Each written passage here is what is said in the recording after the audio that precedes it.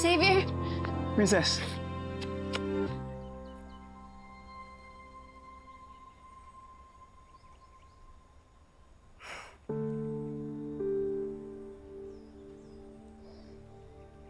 Teka lang.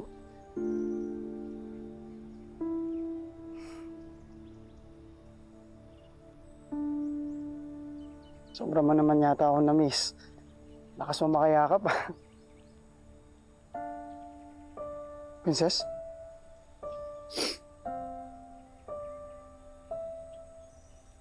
Princess, bakit?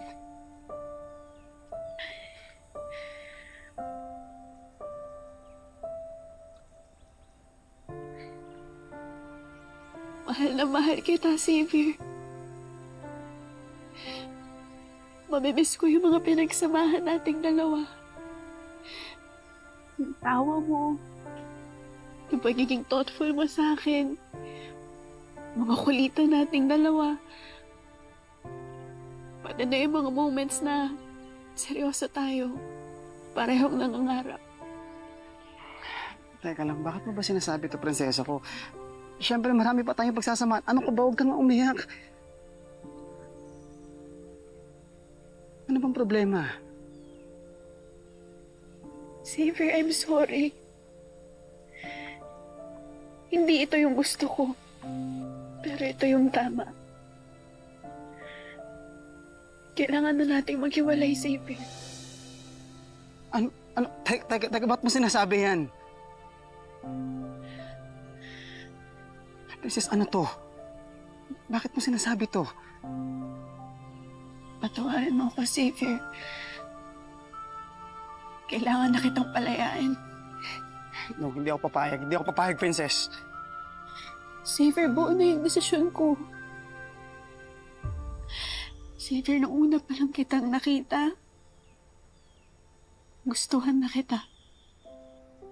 Niligtas mo yung buhay ko. At paulit-ulit mo kong niligtas, Xavier. Andyan ka nung mga pinakamalulungkot kong sandali. At nung araw na naging tayo, yun ang pinakamasayang araw ng buhay ko, Xavier.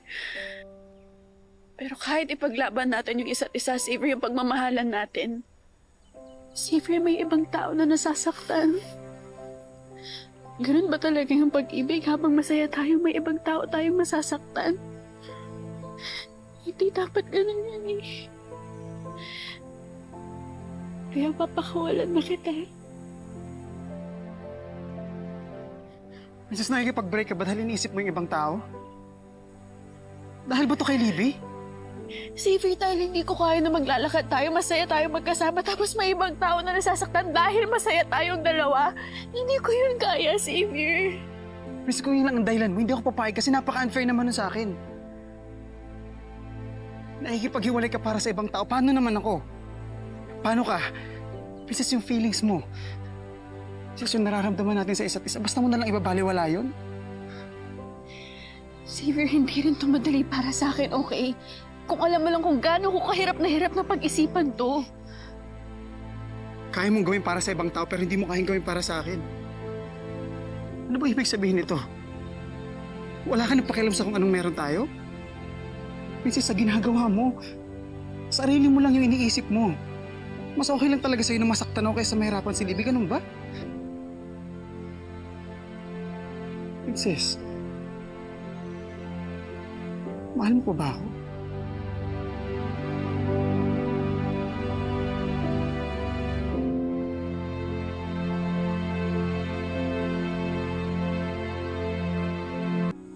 Xavier, walang kinalaman yung pagmamahal dito kasi alam ko sa sarili ko na mahal kita. Princess, meron! Dahil ako, Princess, mahal kita. Princess, kaya kitang ipaglaban sa lahat. Kahit kanino pa. Pero ikaw, may duda na ako sa pagmamahal mo sa akin eh.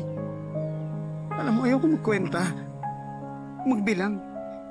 Pero desperado na ako, princess. Desperado na ako. Gusto ko lang manumbatasan, ibigay mo naman sa akin yung mga binigay ko sa'yo. Princess, paglaban mo naman ako.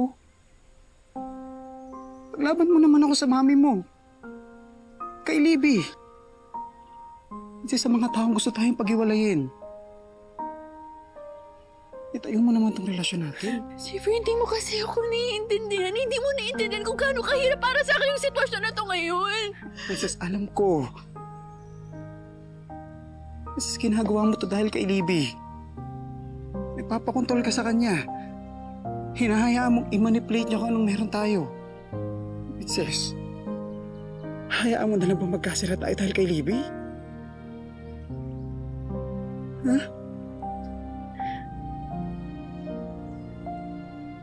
Xavier, dahil hindi kaya ng konsensya ko kapag may nangyaring masama kay Libby. Xavier, paano kung higit pa doon yung mangyari sa kanya sa susunod? Tsaka si Mama Divina. Nahihirapan siya sa sitwasyon ni Libby. At nahihirapan akong makita yung lalo na ngayon na kami nagkakilala ng totoo kong nanay. Hindi ko siya kayang hindihan, Xavier.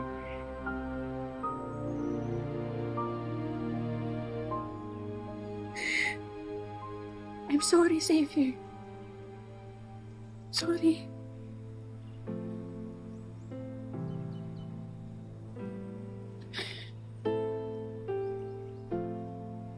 Sa tingin mo ba isang sorry lang, okay na? Princess, kung nahihirapan ka, hindi rin ito madali para sa akin. Pero alam kong kakayanin mo. Sobrang sakit pa ng ginagawa mo.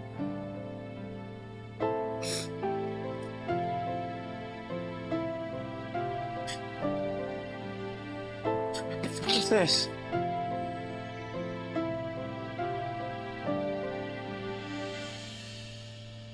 Princess, huwag mo na akong iwan. Please? Xavier, I'm sorry pero buhay na yung desisyon ko.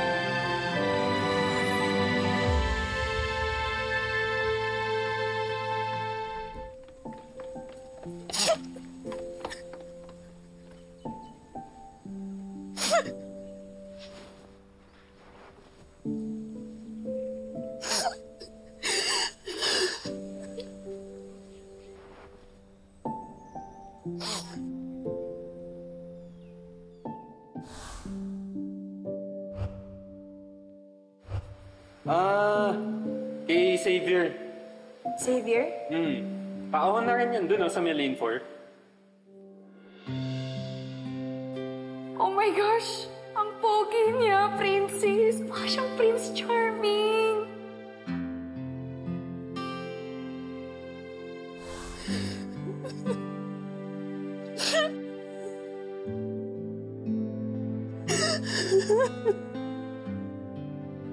Kahit ano pang mangyari, wala na magagawa si Libby. Hindi tanggapin ang relasyon natin. Sa ayaw mo na sa gusto niya.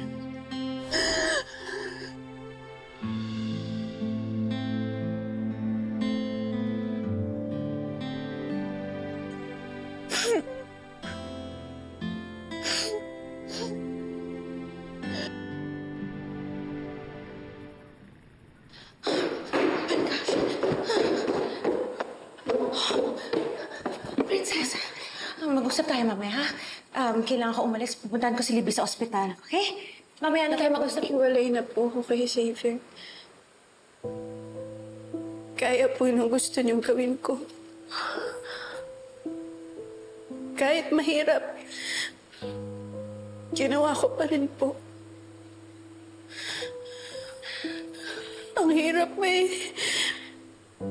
Naawa po ako kay Xavier pero tiniis ko na lang siya.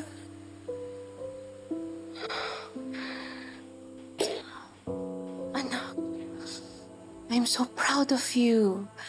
Alam ko, kasakit, pero tama yung ginawa mo. Kailangan ko po kayo ngayon. Kailangan ko nang makakausap at mahihingahan. Sobrang bigat po kasi ng nararamdaman ko eh. Gusto man kitang samahan. Kailangan ko umalis. Mas kailangan ako ni Libby ngayon. Mag-uusap tayo mamaya, ha? Ha? Gusto tayo later, okay?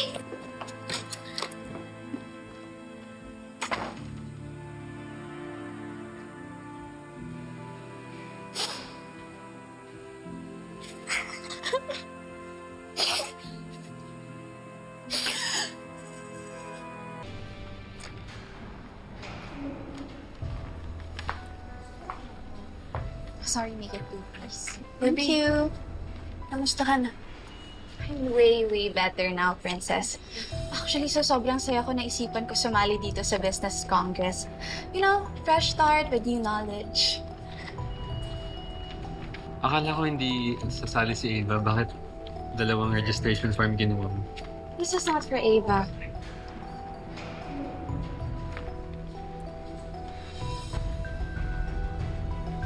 Para sa'yo to, sige.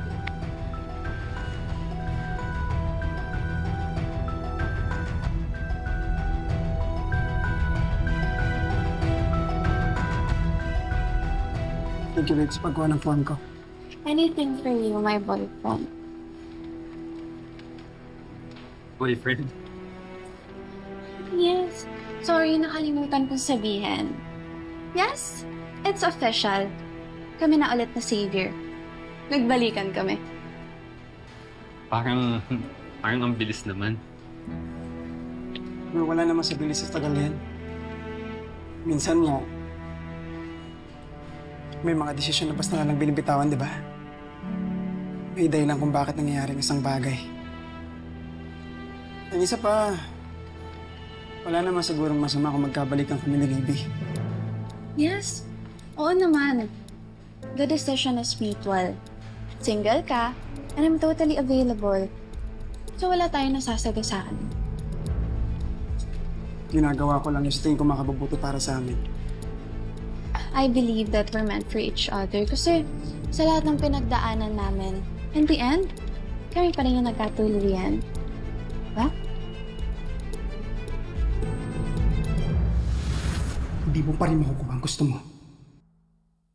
Dahil hindi ako makikipagbalikan sa'yo. Sa tingin mo, sa ginagawa mo ngayon, babalikan ka pa rin ni Princess? Xavier, she left you. Dahil para sa kanya, mas importante yung ibang tao kesa sa'yo. Hindi ka niya iningatan. Xavier, hindi mo ba nakikita?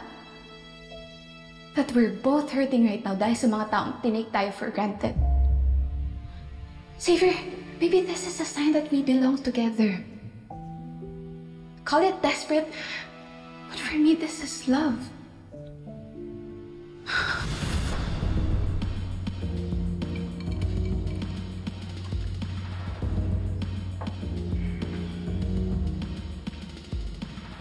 Kama ako si Princess. Kama ako siya dahil sa ginawa ko sa'yo. Naramdam niya lang sa akin yung pain. Yung pain kung paano iwan eh. Now you already get me, Xavier. Hindi madaling maiwan. Ngayon pareho na tayo ng nararamdaman, na experience. Baka mas mag-workout na tayo this time. Dahil mas alive na tayo. Kuha mo ko. Mas naiintindihan na rin kita. I can be a better girlfriend. Dahil ako hindi kita kayang iwan. And you know that. I'll fight for you. Hindi kayang ibigay ni Princess yung mga ina-expect mo. Xavier, ako kaya ko. Higit pa. sa kung anong nabigay niya na sa'yo. Xavier, can we do it all over again?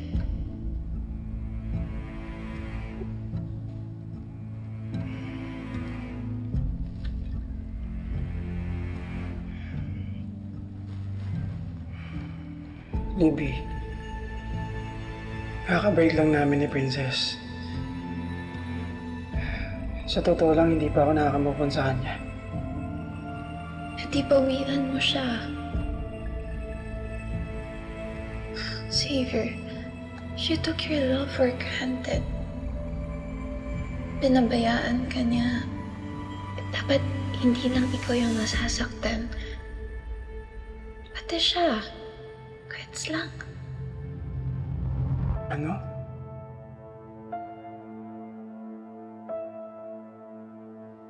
Gamitin mo. Magbalikan tayo. Ipamukha mo sa kanya kung ano yung sinayang niya. I'm willing to help. And who knows? Baka mawala yung love mo for her kapag naging tayo ulit. Libby, hindi kita gagamitin para maging ganda kay Princess. You're not just doing yourself a favor. Pati ako tinutulungan mo na rin. Xavier, never akong naging okay ever since you left me. I need someone.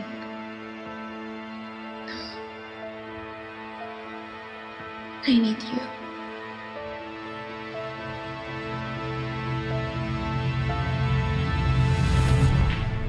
Crazy.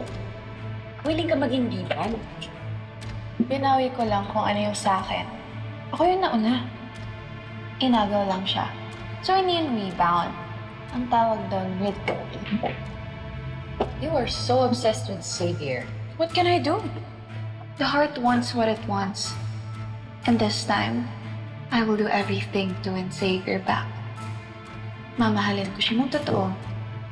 Gusto naman mamahalin niya ako ng todong-todo. Chi?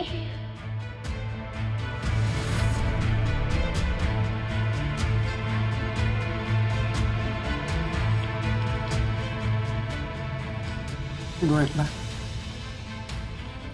Iselos ka.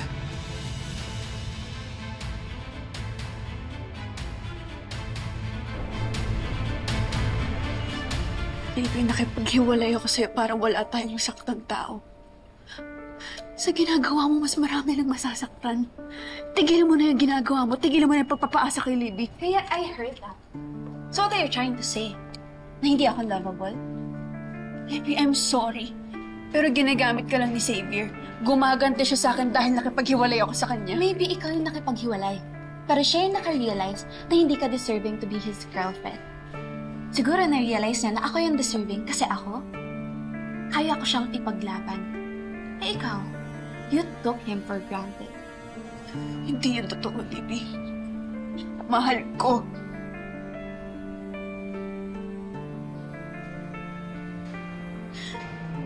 Minahal ko. See? Minahal. Past tense. Tapos na. Like me, everlasting. And I'm glad dahil nahimasmasan na si Xavier. Na-realize niya na he deserves someone better. Masaya na siya sa milk tea with bubbles. Tumikim pa siya ng gulaman. Nasuka tuloy. Hindi tama na eh.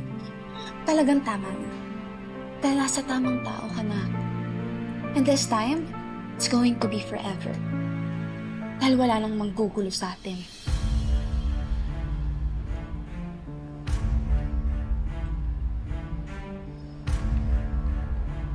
Saya ako para sa inyo. Thank you, Princess.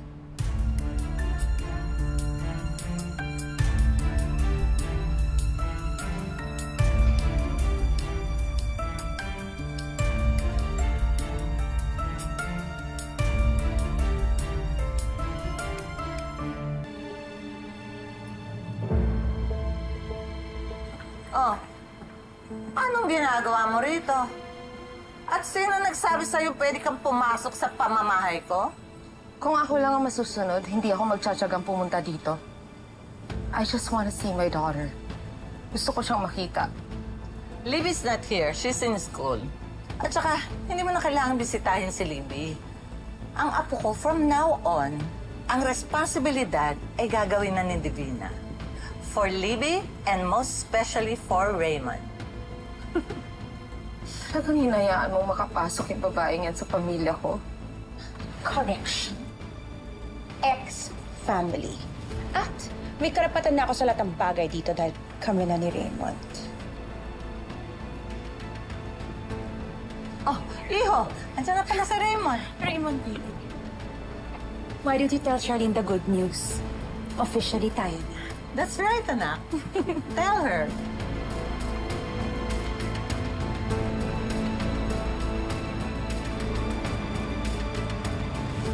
Raymond, baby.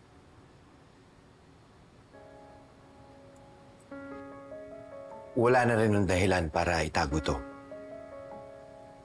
Yes. Kami na ni Divina. Talagang pinanindigan niyo yung relasyon niyo. At bakit naman hindi? Patapos na yung inyo. At habang hinihintay naman yung hatol ng annulment ninyo, inaayos naman namin ni Raymond yung sa amin. Hindi naman siya pwede ma-stuck sa past niya forever, di ba? She's right. Hindi na rin naman kailangan itago to sa mga tao eh. Alam na nila na maghihiwalay tayo. Tanggap na nila yon. At masaya sila para sa amin. Kung ikaw, nakayanan mong magpatuloy sa buhay mo na hindi ako kasama. Ako rin. I think kailangan ko matutunan yon para sa sarili ko. And honestly, andun si Divina noong mga panahong wala akong karamay. And I have a feeling siya ay makakatulong sa akin makapag-move on. Nakakapagod na rin kasi yung nagsusumbatan, nagsisisihan. Hayaan na lang natin yung sarili natin maging malaya. Mahalin yung gusto nating mahalin. Katulad ng ginagawa mo.